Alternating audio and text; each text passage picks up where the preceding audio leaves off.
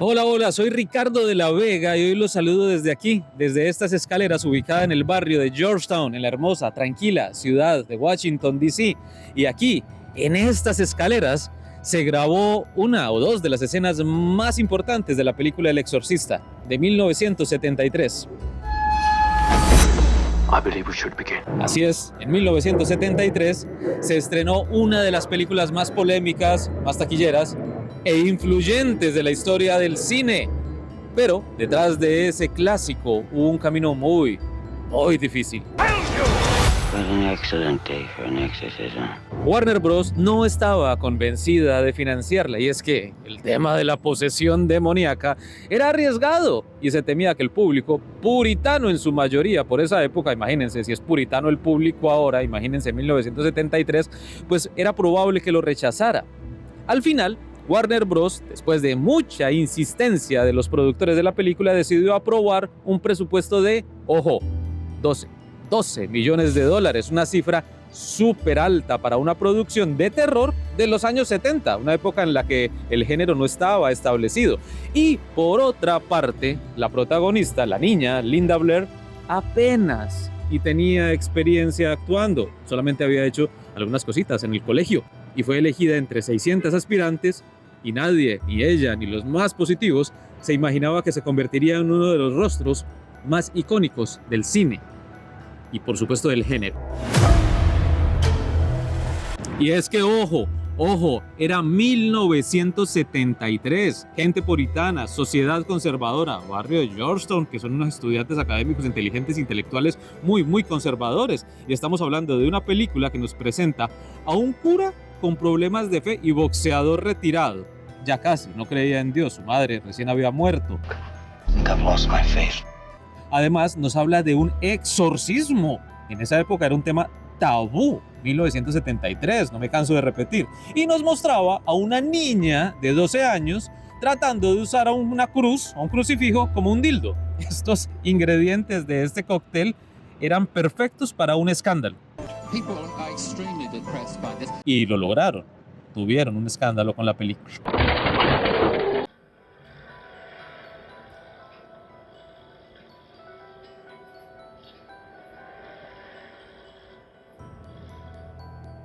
La historia del exorcista viene de la novela homónima El Exorcista, publicada en 1971 por el señor William Peter Blatty, inspirada en el exorcismo real, ocurrido en 1949 en Maryland, muy cerca de aquí.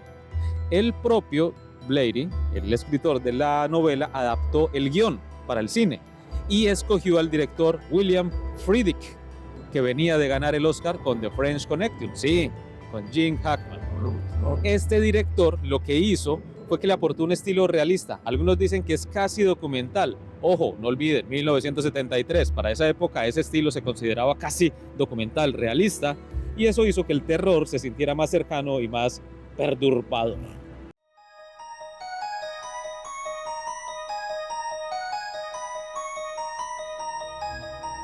Yo siempre me he preguntado por qué grabar en Washington, D.C. La respuesta está en el vínculo entre Blatty, el escritor, y su paso por Georgetown University. El director quiso mantener esa atmósfera intelectual, esa atmósfera académica y tal vez espiritual que ofrece este barrio, porque también varias escenas de exteriores se rodaron aquí en Georgetown y sus alrededores, reforzando esa idea de que el mal podía irrumpir incluso en un entorno altamente seguro y sofisticado y académico e intelectual como es este.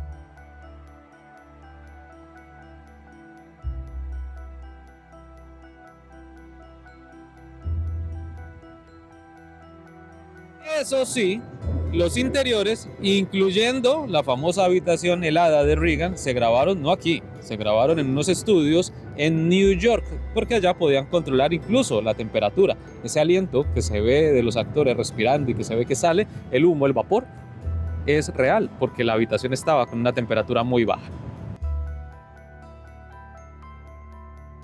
Ahora hablemos de las locaciones icónicas.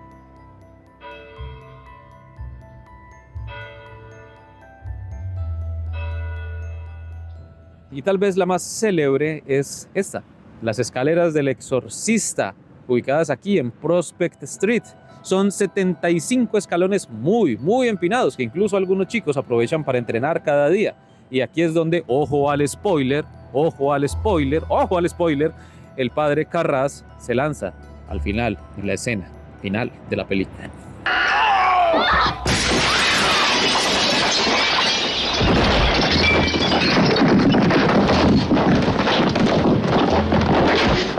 Hoy tiene una placa conmemorativa y es una parada obligada para turistas y fanáticos, y no son solamente las escaleras del barrio, no.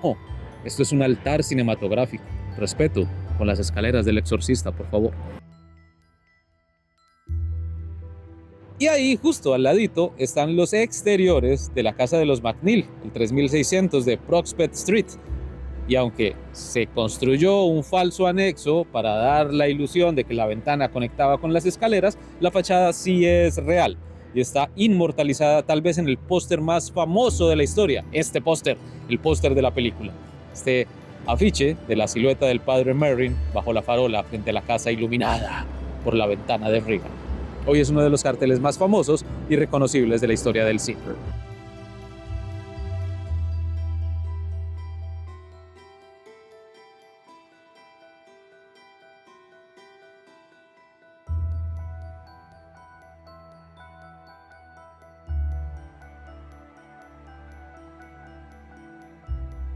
Bueno, pero ¿qué logró El Exorcista?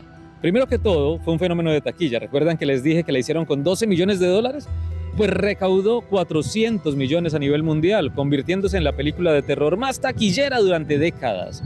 Además, estuvo nominada a 10 premios Oscar, incluyendo Mejor Película, algo inédito para este género. Y ganó 2. Ganó Oscar a Mejor Guión Adaptado y Mejor Sonido. La crítica la elogió, la iglesia la condenó y el público reaccionó. ¿Y cómo reaccionó? Con vómitos, con desmayos, ataques de pánico en las salas y mujeres diciéndole a sus hijos: no vayas a ver esa película porque te vas a condenar. Pero más allá de los premios, lo que quedó fue el impacto cultural. El Exorcista redefinió el género de terror moderno y creó imágenes imborrables y hasta dio origen a debates sobre religión, salud mental y todo lo sobrenatural. Esta película fue parodiada, censurada, estudiada y finalmente venerada, gracias a la visión de un escritor y un director y a una producción, a unos productores que apostaron fuerte y decidieron ir contra la corriente cuando todos les decían que no. Ellos decidieron decirse a sí mismos: sí, vamos a hacer esta película porque queremos y podemos. 50 años después, las escaleras, Georgetown, la casa siguen en pie y siguen siendo un ícono de Georgetown y del cine en general, y aún guarda ese aire inquietante que tuvo por aquel tiempo el rodaje.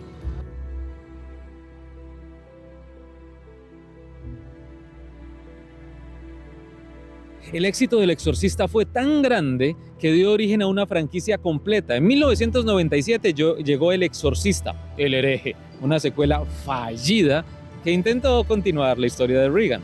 En 1990, el escritor de la primera parte dirigió la tercera parte, El Exorcista 3, basada en su novela Legión, y se puede decir que El Exorcista 3 fue un éxito moderado. Años después, aparecieron 2 precuelas simultáneas: El Exorcista The Beginning, 2004, y Dominion, en 2005. Ambas contaban el enfrentamiento del padre Merrin con el demonio, pero en África. Pero nada nos preparó para el desastre de 2023, cuando David Gordon Green lanzó The Exorcista Believer, una secuela directa del clásico del 73, cuando Ellen Burstyn retoma su papel un medio siglo después y hace un cameo insulso e idiota Linda Blair. Perdieron y desperdiciaron la oportunidad de hacer una secuela muy bella de un clásico del cine. ¡Qué horror! Paralelo a esto también hubo una serie entre 2016 y 2018 que retomó la historia, pero en términos muy modernos, cuando Regan ya era adulta.